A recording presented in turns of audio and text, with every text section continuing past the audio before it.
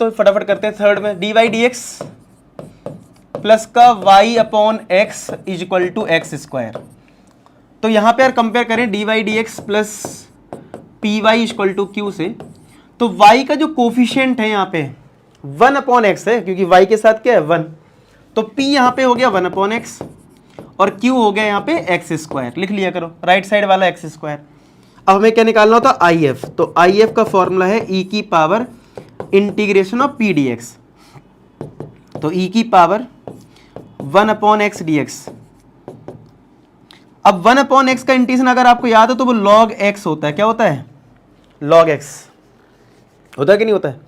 अब एक और फॉर्मूला जो इंटीग्रेशन में भी यूज हुआ है कि जब भी e की पावर log आता है, लिख लो स्टैंडर्ड, अगर नहीं पता, वैसे पता होना चाहिए यार अभी तक, कि e की पावर log fx लिखा है तो इसका आंसर सीधा सीधा fx होता है।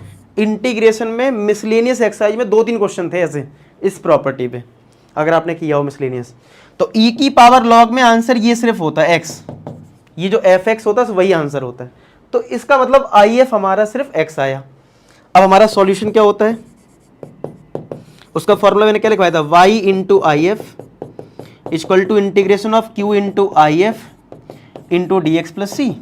अब यहाँ पे सब्स्टिट्यूट कर दो सारी वैल्यूज और आंसर लिख देंगे, कर देते। तो यहाँ से कितना आ जाएगा, y इंटू आई एफ कितना है यहाँ पे x equal to integration q कितना है हमारा X square into X D X plus C, तो ये आ जाएगा X cube D X plus C.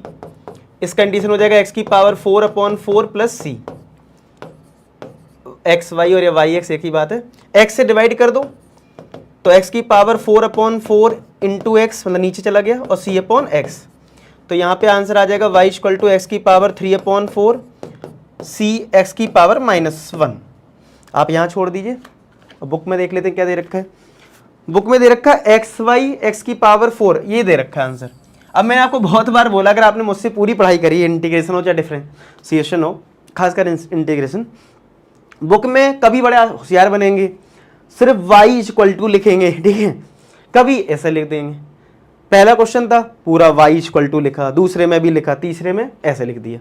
अब बच्चा कंफ्यूज, सर हमें कहाँ तक लिखना है, तो मैंने क्या बोला, अगर पॉसिबल हो सकता है कि y की लो x के टर्म में निकाली जा सकती है तो वो ज़्यादा सिंप्लीफाइड है, यानी कि ये, ठीक है। और अगर आपने नहीं भी किया है तो भी आपको यहाँ पे भी नंबर मिल जाते हैं, ठीक है। अब कोई बिल्कुल ही मतलब चाह रहा है कि नंबर काटना, वो एक अलग केस होता है, लेकिन आप देखोगे एनसीईआरटी में भी कभी कॉमन लेते हैं कभी नहीं लेते, तो लेकिन आपको सीखना है कि अगर कहीं कॉमन मिल रहा है तो कॉमन लो, ठीक है। एनसीईआरटी के आंसर्स पे मत जाओ।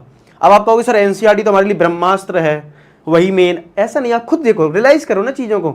जब आप आंसर देखते हो बुक में तो क्या होता है, कभी कॉमन लेके दे देते हैं, कभी कॉमन नहीं लेते हैं। तो अब ऐसे क्या है, आपको तो एक चीज़ समझनी पड़ेगी ना, कॉमन लेना ज़्यादा अच्छा सही है या नहीं है, कॉमन लेना ज़्यादा परफेक्ट होता है, तो वो करना है, ठीक है।